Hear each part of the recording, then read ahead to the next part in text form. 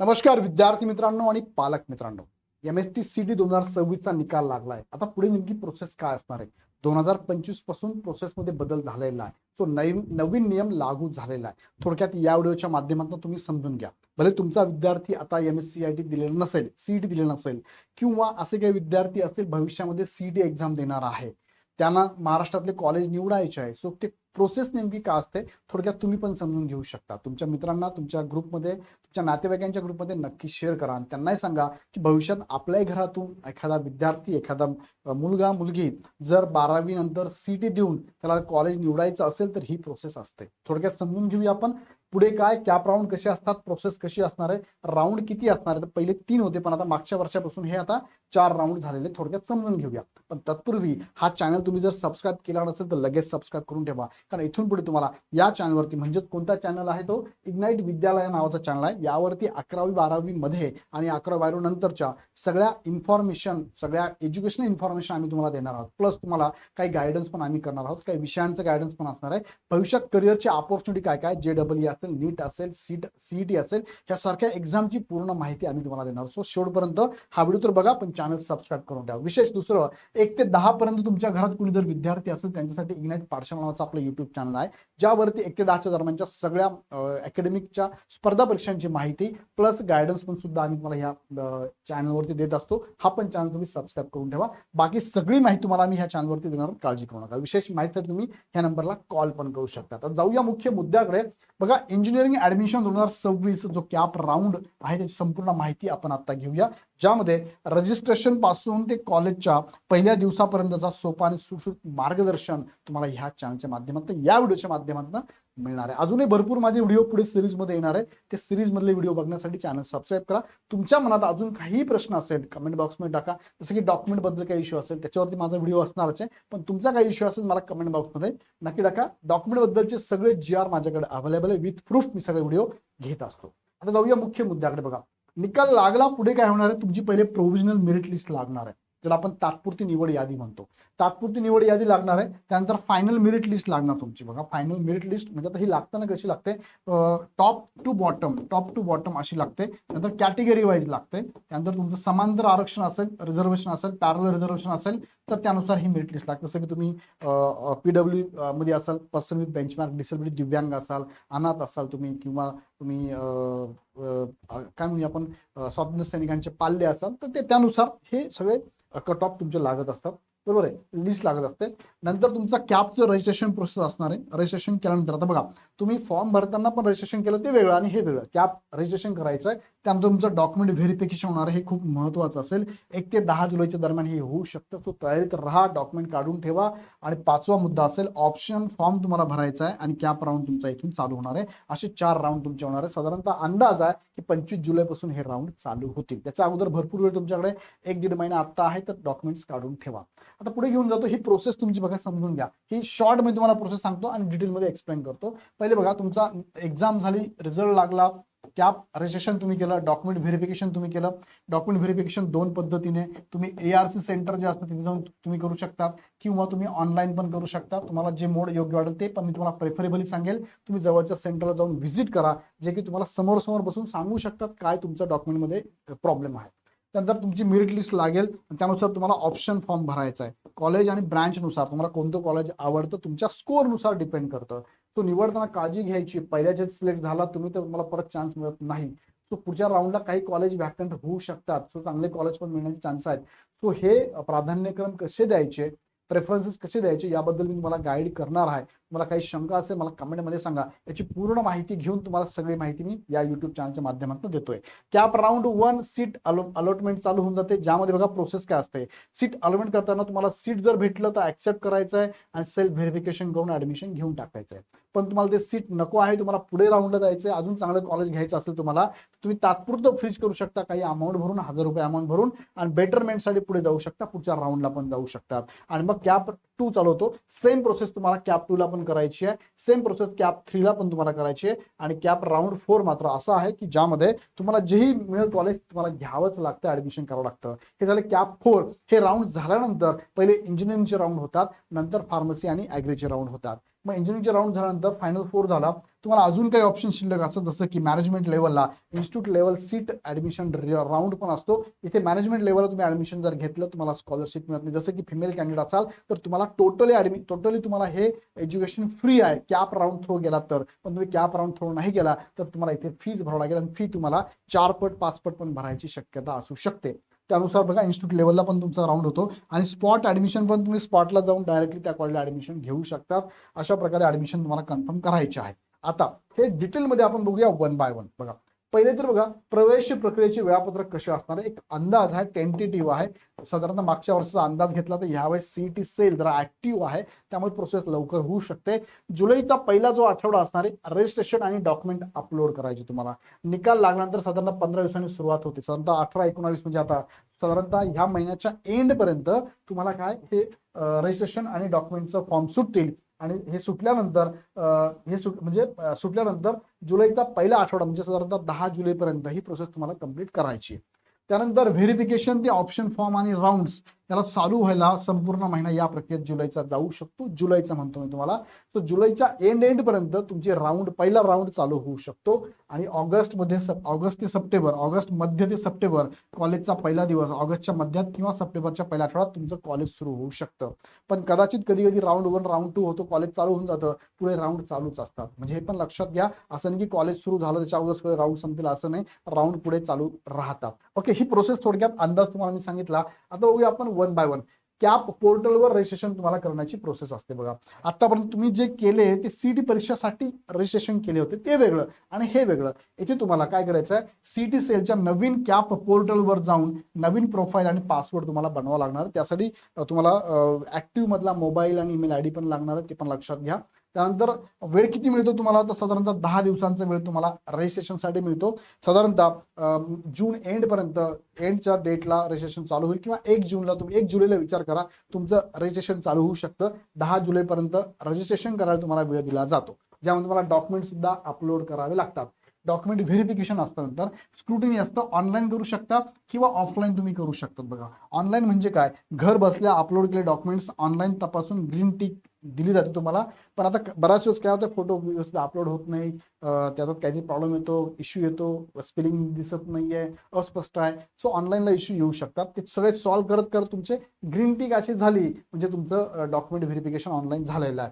चूक झाल्यास, काही चूक असल्यास क्युरी येते, पुन्हा स्कॅन करून अपलोड करावे लागतात डॉक्युमेंट, तुम्हाला ते करावं लागणार आहे. पण ऑफलाईन जर असेल तुमच्या जवळपास, घराच्या जवळपास, शहराच्या जवळपास स्क्रुटनी सेंटर ज्याला असेल, ARC असेल, ऑथराइज हे रिक्रुटमेंट स्क्रुटनी सेंटर असतं. इथे जर तुम्ही गेलात तर मूळ कागदपत्रे आणि झेरॉक्स घेऊन प्रत्यक्ष तुम्ही गेलात तर डॉक्युमेंट व्हेरिफिकेशन व्यवस्थित होतं.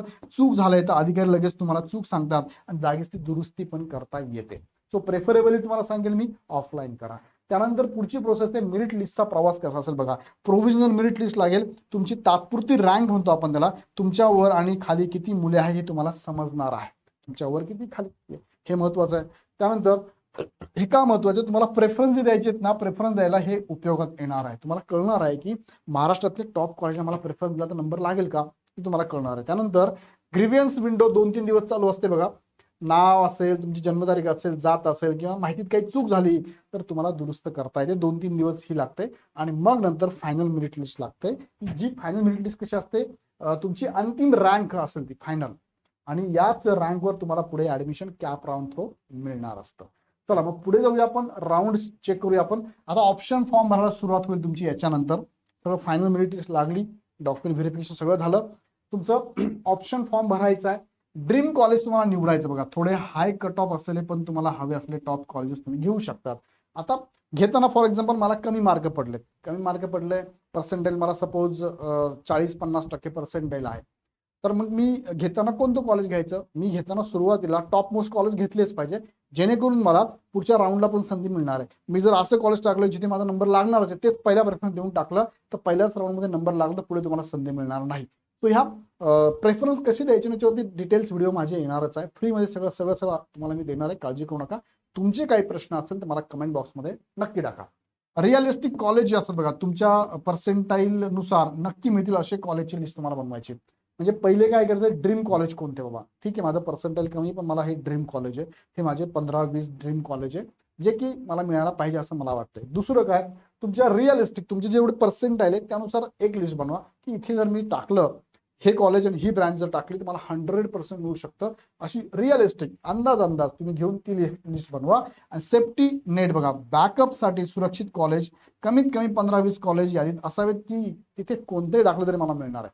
माझ्या पर्सेंटेजनुसार ह्या कॉलेजला मी कोणत्याही ब्रँचला नाव टाकलं तरी मला मिळणारच आहे, ते पण तुम्ही टाकू शकता. एक लक्षात ठेवा, ऑप्शन फॉर्म भरण्याआधी फक्त 3 दिवसांचा वेळ मिळतो, लक्ष ठेवून राहा. त्यामुळे ऑप्शन फॉर्म जेव्हा चालू होतील साधारणतः 20-25 जुलैच्या आसपास, त्यावेळेस फक्त 3 दिवस तुम्हाला मिळतात. मग महाराष्ट्रामध्ये जवळपास 350-400 कॉलेज आहेत. तर ह्या कॉलेजचे लिस्ट तुम्ही एकदा बघून व्यवस्थित तुमचे अशा 3 फॉर्ममध्ये म्हणजे ड्रीम कॉलेज, रिअलिस्टिक कॉलेज आणि सेफ्टी कॉलेज अशी लिस्ट आत्ताच बनवून ठेवा. याबद्दल मी तुम्हाला पुढे उद्या परवा पुढच्या दिवसामध्ये गाईड करतो, लक्षात घ्या. आता पुढे घेऊन जातो तुम्हाला मी निर्णय घेण्याची वेळ फ्रीज की बेटरमेंट. आता इथे बघा हे ऑप्शन कॅप राऊंड जे असतात ना त्याची प्रोसेस मी तुम्हाला सांगतोय. नवीन बदल झाला तो पण सांगतोय. काय असते बघा, तुम्हाला कॉलेज अलाउड झाले बघा. आता सपोज तुम्ही ऑप्शन कॅप राऊंड 1 ला आहात, कॅप राऊंड 1 ला आहात तुम्ही, बरोबर आहे, कॅप राऊंड 1 ला आहे. तुम्हाला कॉलेज अलाउड झाले, तुम्ही प्रेफरन्स वगैरे दिलेले आहे, ओके. तुम्हाला कॉलेज अलाउड झाले का पहिल्या राऊंडला, त्याचं उत्तर बघा नाही आहे आणि होय आहे. सपोज ते तुमच्या यादीतील पहिल्या नंबरच असेल, मी तुम्हाला मगाशी नियम सांगायचं बघा, 1, 3 आणि 6 हा नियम लागू झालाय पहिल्या राऊंडला. हा नियम आहे बघा पहिलं. म्हणजेच काय, तुम्ही जेव्हा पहिल्या राऊंडला जातात पहिलं कॉलेज जे प्रेफरेबल तुम्ही दिलेलं असतं, जर तुमचा त्या पहिल्या नंबरच्या कॉलेजला तुमचा नंबर लागला, पहिलाच प्रेफरन्स आहे, सिलेक्ट झालो मी, तर मग मात्र ते ॲटो फ्रीज होऊन जातं. तुम्हाला काहीच करायची गरज नाही आहे, ॲटो फ्रीज होतं. तुम्हाला पुढच्या राऊंडला संधी नाही, तुम्हाला तिथे जाऊन ऍडमिशन घेणं सक्तीचं आहे. पुढे तुम्हाला राऊंड मिळत नाही, राऊंडमधून तुम्ही बाहेर होऊन जाता, कारण पहिलेच कॉलेज ना ड्रीम कॉलेज असेल तुमचं, ओके. त्यानंतर सपोज ते नाही मिळालं, तर काय होणार आहे, मग तुम्हाला ते कॉलेज हवे आहे का, बघा तुम्हाला कॉलेज आहे म्हणजे असं कॉलेज पहिलं नाही दुसरं मिळालं असेल, तिसरं मिळालं असेल, चौथं असेल, 5वं असेल, 6वं असेल, जे काय असेल ते, मग तुम्हाला हे कॉलेज हवंय का, मिळालंय तुम्हाला, होय हवंय, मग तुम्ही काय करू शकता, फ्रीज करा. पहिलं नाही भेटलं ते ऑटो फ्रीज होणार, पहिलं भेटलं तर ऑटो फ्रीज, पण पहिलं नाही भेटलं पुढचं भेटलं, 2 नंबर, 3 नंबर, 4 नंबर, 5 नंबर, जे काय नंबरचं आहे, तर तुम्हाला ते हवं असेल तुम्ही होय करू शकता, फ्रीज करा. स्वतःला लॉग इन मधून सीट फ्रीज करा, 1000 रुपये भरा आणि ऍडमिशन घेऊन टाका. ऍडमिशन 1000 भरून फ्रीज करायचं आहे आणि नंतर तुम्हाला ऍडमिशन घ्यायचं आहे त्या कॉलेजला. पण तुम्हाला काय हे कॉलेज तर नको आहे, पण ट्राय फॉर बेटर, हे तर नको आहे, मला पुढचं बघायचं, बेटर काय भेटतं का मला चेक करायचं. पण मग असं नको व्हायला, पुढच्या बेटरच्या नादामध्ये जे आलं होतं ते पण जायचं निघून. अशा वेळेस तुम्ही काय करू शकता, बेटरमेंटसाठी जाण्यासाठी काय करू शकता, 1000 रुपये भरायचे, सीट रिझर्व्ह ठेवायची. पहिल्या राऊंडचं जे काय भेटलंय मला, जे कॉलेज भेटलं, जी ब्रँच भेटली ती रिझर्व्ह करून ठेवायची. पुढच्या राऊंडमध्ये चांगले कॉलेज मिळाले तर तिकडे जा, नाहीतर आधीचं सुरक्षित राहील. या राऊंडमध्ये सपोज तुम्हाला XYZ हे कॉलेज मिळालेलं आहे आणि तुम्हाला याच्यापेक्षा चांगलं पाहिजे. सपोज XYZ हे कॉलेज आहे ना, याचा रँक तुम्ही दिल्याप्रमाणे हा रँक होता 20 नंबरचा, हे लईच खाली गेलो, मला वरती पाहिजे होतं, पण ठीक आहे आता भेटलंय ते घ्यायचंय, फ्रीज करून ठेवा, 1000 रुपये भरून फ्रीज करा आणि पुढच्या राऊंडला पण बेटरमेंट राऊंडसाठी पण तुम्ही जाऊ शकता, म्हणजे सेकंड राऊंडला तुम्ही जाऊ शकता, ओके. हा पहिलं मिळालं तर मात्र संधी गेली, ओके. म्हणून तर पहिल्यांदा टाकताना top most college, dream college टाकून द्या, तुमच्या पर्सेंटेज नुसार भेटणारच नाही ते, सो तुम्हाला संधी पण मिळते, येतं लक्षात. हा आता पुढे घेऊन जातो तुम्हाला मी.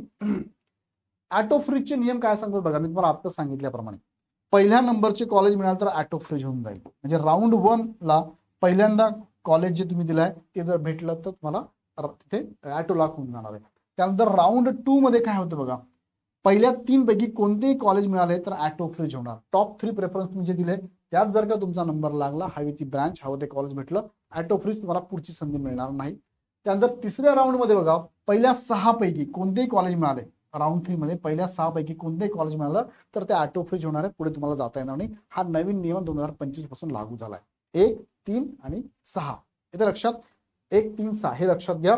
वरच्या नंबरवर फक्त तेच कॉलेज टाका जिथे ऍडमिशन मिळताच तुम्ही खुशीने जाल, असे कॉलेज टाका. जर तुम्हाला वाटतंय की माझा रँक चांगला आहे, मला पहिलं प्रेफरन्स मिळून जाणार आहे, तेच टाका. पण तुम्हाला वाटतंय की नाही मिळणार आहे, मला पुढच्या राऊंडला जायचं आहे, कारण पुढे परत व्हॅकंट होऊ शकतात सीट, त्यासाठी तुम्हाला वेट करायचं असेल तर मग त्यानुसार तुम्हाला डिसिजन घ्यावा लागणार आहे, ओके. पुढे घेऊन जातो तुम्हाला मी.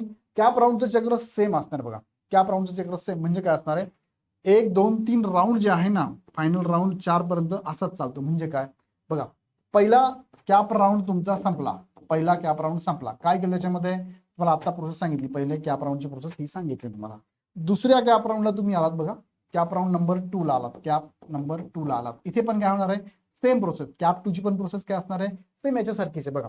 काय होणार आहे, परत एकदा विचारणार आहे. कॅप 2 ला मी तुम्हाला सांगतो काय होतं बघा, सेम प्रोसेस होणार आहे, फक्त याच्यात काय बदल असणार आहे कॅप 2 मध्ये थोडक्यात तुम्हाला मी सांगतो. बघा हा झाला कॅप 2 चालू झालाय बघा, आता कॅप राऊंड 2 चालू झाला, बरोबर आहे. कोण कोण आलं याच्यामध्ये, ज्यांना पहिल्या कॅप राऊंड मध्ये एक पण कॉलेज मिळालं नाही असे विद्यार्थी कॅप 2 ला आले. ज्यांना पहिल्या राऊंड मध्ये कॉलेज मिळालं 2-3 नंबरचं किंवा पुढच्या नंबरचं, त्यांनी फ्रीज करून बेटरमेंटला गेलेत, त्यांना पण संधी आहे, असे विद्यार्थी इथे कॅप 2 साठी आले. आता कॅप 2 ला परत एकदा तुम्हाला काय प्रेफरन्स द्यायचे आहेत, म्हणजे परत पहिल्यापासून प्रेफरन्स परत सेट करायचं. तुम्हाला प्रेफरन्स सेट केली तुम्ही, प्रेफरन्स सेट झाले, अलॉटमेंट प्रोसेस चालू झाली की मग तुम्हाला परत तोच प्रश्न आहे, फक्त दुसऱ्या राऊंड साठी फर्स्ट ऐवजी काय होणार ते 3 कॉलेज, पहिल्या 3 पैकी जर का कॉलेज तुम्हाला मिळालं, ऑटो फ्रीज होणार आहे आणि तुम्हाला तिथे पुढे राऊंडला संधी मिळणार नाही. पण तुम्हाला पहिल्या 3 व्यतिरिक्त 3 प्लस 3 नंबर, 3 पहिले 3 प्रेफरन्स, त्याच्या पुढचे कॉलेजचा प्रेफरन्स तुम्हाला जर मिळाला इथे, तर तुम्हाला घ्यायचा की नाही तुम्हाला ठरवायचं आहे. तुम्हाला ते कॉलेज हवे आहे का, होय असेल तर तुम्ही करा, फ्रीज करा, सेल्फ व्हेरिफिकेशन करा, 1000 रुपये भरून ऍडमिशन घेऊन टाका. पण तुम्हाला अजून पुढे जायचंय सर, अजून तिसऱ्या राऊंडला बघू ना, बेटर भेटतं का, मला मिळतं कधी कधी. कारण काही विद्यार्थी काय करतात, मग भेटलं होतं चांगलं कॉलेज पण त्यांनी नाही घेतलं, घराजवळ पाहिजे तुम्हाला, ते खूप दूर आहे, त्या जिल्ह्यात जायचं नाही मला, ते कॉलेज सोडतात मुलं. मग ते सोडलं तर पुढच्या राऊंडला ते ऍड होऊ शकतं. ट्राय फॉर बेटर, मग हे फ्रीज करून ठेवा, हातातला पण 1000 रुपये भरून फ्रीज करा आणि पुढच्या राऊंडला पण तुम्ही जाऊ शकता राऊंड 2 साठी. मग इथे थर्ड राऊंडला कोण कोण आले, असे विद्यार्थी आले जे फ्रीज करून पुढच्या बेटरमेंटसाठी आले होते, आणि कोण ज्यांना एक पण कॉलेज भेटलं नाही असे विद्यार्थी कॅप राऊंड 3 साठी आले. मग कॅप राऊंड 3 ला जर तुम्ही आलात ना, कॅप राऊंड 3 मध्ये परत काय सेम प्रोसेस रिपीट होणार आहे. कॅप 3 साठी तुम्हाला काय परत एकदा पहिले 6 कॉलेजेस तुमचे प्रेफरेबली असेल त्याच्यात जर नंबर लागला तर ऑटो फ्रीज होणार आहे, तुम्हाला पुढे संधी मिळणार नाही फोर्थ राऊंड साठी. पण जर 6 प्लस तुम्हाला 6 नंबरच्या नंतरचं कॉलेज तुम्हाला जर भेटत असेल, तुम्ही यस म्हटला तर फ्रीज करून डायरेक्ट ऍडमिशन 1000 रुपये भरून ऍडमिशन फ्रीज करून नंतर ऍडमिशन घेऊ शकता. आणि जर तुम्हाला बेटर साठी जायचं असेल तर 1000 रुपये भरून फ्रीज करून तुम्ही नेक्स्ट राऊंड साठी जाऊ शकतात. आता चौथ्या राऊंडला तर असं आहे, ते काही अर्थच नाही. म्हणजे चौथा राऊंड बघा, हे सेम प्रोसेस सगळं चालणार बघा. म्हणजे काय, ऑप्शन परत एकदा ऑप्शन फॉर्म भरणं, जुने काढणे, नवीन टाकणे किंवा क्रम बदलणे. त्यानंतर तुमचं काय राऊंडचे अलॉटमेंट होणार आहे, नवीन कॉलेज मिळाले का ते पाहणे, नंतर निर्णय घेणे, ऑटो फ्रीज आहे की पुन्हा बेटरमेंटला जायचं आहे, परत एकदा रिकाम्या जागांची यादी, किती जागा उरल्या ते पाहणे आणि पुढे पुढे जाणं. असं प्रत्येक राऊंडला कॉलेज नुसार सुद्धा किती व्हॅकंट जागा आहे ते पण तुम्हाला ते प्रत्येक ऑप्शन फॉर्मला, म्हणजे कॅप राऊंडला ऑप्शन फॉर्म देणार तुम्हाला, त्यानुसार तुम्हाला प्रेफरन्स द्यायचे असणार आहे. आता पुढे घेऊन जातो, कॅप राऊंड विरुद्ध इन्स्टिट्यूट लेवल स्पॉट राऊंड. बघा काय असतं, इन्स्टिट्यूट लेवल किंवा स्पॉट राऊंड म्हणतो आपण त्याला, दोघांपैकी एक. बघा कॅप राऊंड जे असतात ते शासन मान्य केंद्रीभूत प्रवेश प्रक्रिया, ज्याला आपण सेंट्रलाइज ऍडमिशन प्रोसेस म्हणतो. त्यानंतर सर्व स्कॉलरशिप आणि सवलती मिळतात. तुम्हाला कास्ट बेनिफिट वगैरे सगळं जर घ्यायचं असेल तर कॅप राऊंड मध्ये, जसं की फिमेल कॅन्डिडेट महिला मुली जर असतील ना, तुम्हाला एज्युकेशन फ्री आहे टोटल. हे टोटल ऍडमिशन तुम्हाला फी भरायची गरज नाही, पण कॅप राऊंड थ्रू गेलं तर. अदरवाईज तुम्हाला जर तुम्ही इकडनं गेलात इन्स्टिट्यूट लेवलला तर फी तुम्हाला 3-4 पट भरावं लागते. निश्चित आणि पारदर्शक प्रक्रिया आहे. आता इन्स्टिट्यूट लेवलला म्हणूया किंवा स्पॉट ऍडमिशनसाठी तुम्ही जर गेलात, गर्दी खूप होते, खूप धावपळ होते, तुम्हाला फॉर्म मिळतं कोणाला मिळत नाही, गडबड शेवटच्या क्षणी. स्पॉट ऍडमिशन किंवा इन्स्टिट्यूट लेवल ज्यांचे पर्सेंटेज खूपच कमी, बघा नंबर लागलाच नाही कुठे, त्यांच्यासाठी हे स्पॉट राऊंड किंवा इन्स्टिट्यूट लेवलचे राऊंड असतात, जिथे तुम्हाला फी पेड करावं लागते. भले तुम्ही कॅटेगरीत असू द्या, काही असू द्या, तुम्हाला पूर्ण फीज पेड करावी लागते, लक्षात घ्या. मॅनेजमेंट किंवा उरलेल्या जागांवर प्रवेश, मॅनेजमेंटच्या काही जागा असतात प्रत्येक कॉलेजला ठरलेल्याप्रमाणे ते शो करतात, त्यानंतर हे राऊंड झाल्यानंतर शो करतात. त्यानंतर काही जागा उरल्या भरल्याच नाही, तिथे पण कदाचित मॅनेजमेंट थ्रू इथे ऍडमिशन घेतली जातात. कोणतीही सरकारी सवलत तुम्हाला मिळत नाही. कॉलेज 3 पटीपर्यंत जास्त फी घेऊ शकतं. स्पॉट राऊंडच्या दिवशी प्रचंड गर्दी आणि गोंधळ पण होतो. त्यानंतर आता ही झाली प्रोसेस कॅप राऊंडची. कॅप राऊंड अजून चालू होणार आहे, त्याच्या अगोदर तुमचं कॅप रजिस्ट्रेशन प्रोसेस ह्या महिन्याच्या एंडपर्यंत, document verification, provision merit list आणि फायनल लिस्ट लागेल आणि मग कॅप राऊंड चालू होईल. पण यामध्ये महत्त्वाचा मुद्दा काय, डॉक्युमेंटचा. याच्याबद्दल मी पुढचा व्हिडिओ घेणार आहे. तुम्हाला काही शंका असेल मला कमेंटमध्ये सांगा.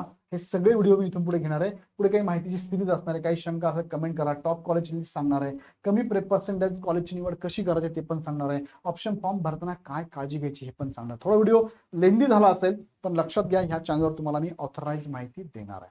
तुमच्या मित्रांना ग्रुपमध्ये सगळ्यांना शेअर करा, चॅनल सबस्क्राईब करून बेल आयकॉन क्लिक करा. आवडला व्हिडिओ लाईव्ह लाईक पण नक्कीच करा. पुन्हा भेटूया आपण नेक्स्ट व्हिडिओमध्ये. धन्यवाद.